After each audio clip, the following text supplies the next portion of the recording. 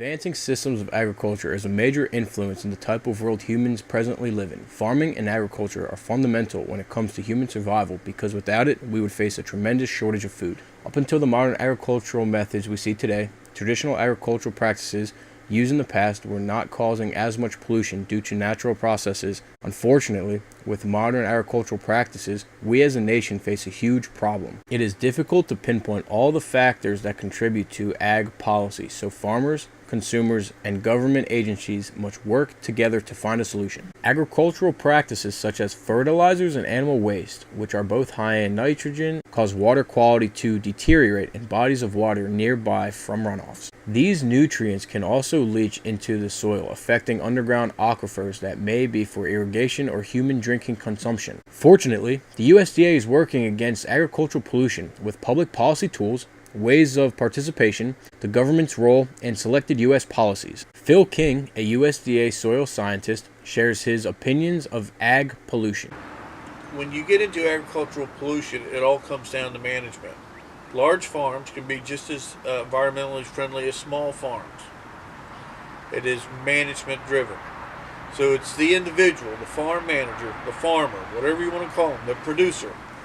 It's whether or not they're committed to farming in the most environmentally friendly manner. An example of past poor management that led to an increase in ag policy was the Dust Bowl of 1930 through 1936. Farmers settled into these prairies and plowed over 5 million acres of the deep-rooted grass that was used to protect the rich soil out of the Midwest.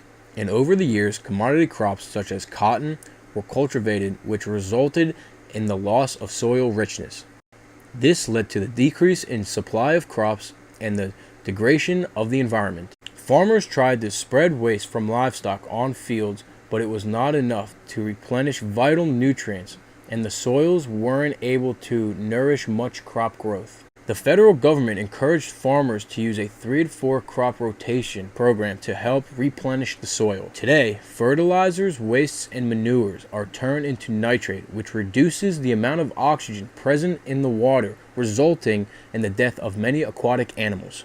One way that farmers can try to decrease the amount of pollution they emit is by improving their soil's health. This can be done through repairing buffers, new management practices, and a widely utilized method of cover crops. In southern Delaware, where corn is one of the commodity crops, cover crops are crucial because corn uses a lot of nitrogen to grow. So after the harvests, farmers tend to plant soybeans, a type of legume. Legumes are plants that synthesize nitrogen, and when tilled, the new organic matter helps replenish the depleted stock of nitrogen.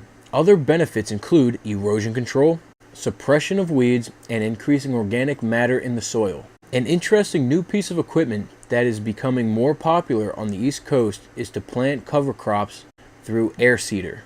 Air seeders were originally used mostly in the Midwest due to their long and harsh winters. If they didn't get their cover crops in on time, then the more likely they wouldn't grow to size to withhold the first cold nights. In 2015 and 2016, the USDA bought and rented an air seeder to different farmers in Sussex County.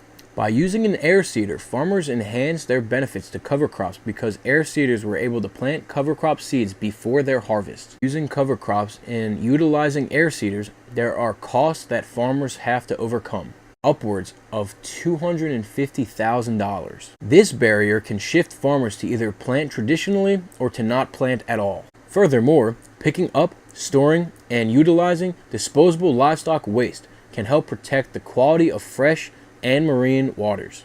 Contamination of groundwater and surface water can be protected due to the reduced amount of runoff and erosion. Waste should be collected every day to help maintain a clean environment and to keep livestock healthy. One of the best ways to dispose animal bedding is to check with the district council or country council to see if animal bedding can be collected. When bedding is contaminated, it should be disposed as chemical, medical, or radioactive waste. Uncontaminated bedding can be disposed as general waste or used as compost. Although agriculture pollution is the #1 cause of ground and water pollution, there are steps we can take to help mitigate these environmental hazards. Education is the first step on the path to a cleaner planet.